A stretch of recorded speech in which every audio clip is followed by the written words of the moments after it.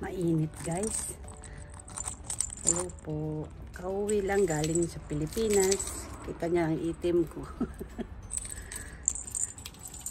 Pagkagaling sa Pinas, nagpahinga lang na isang araw. Tapos, ito.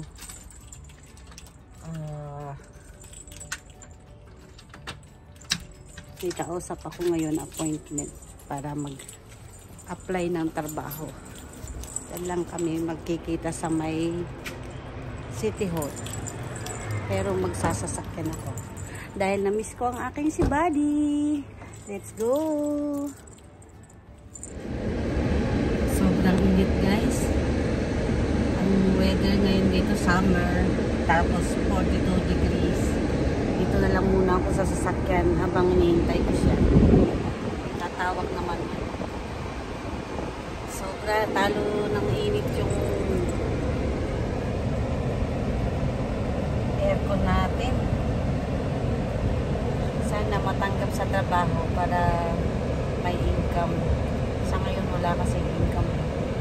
Kaya tis-tis hanap ng trabaho. See you later. Kain tayo guys.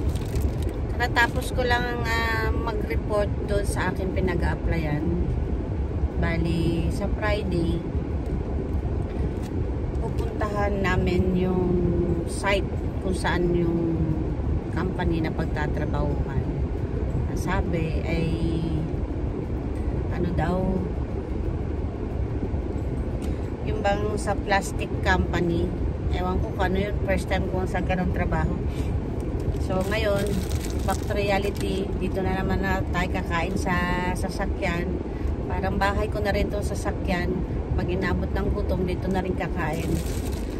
So yun lang. Thanks for watching. Bye!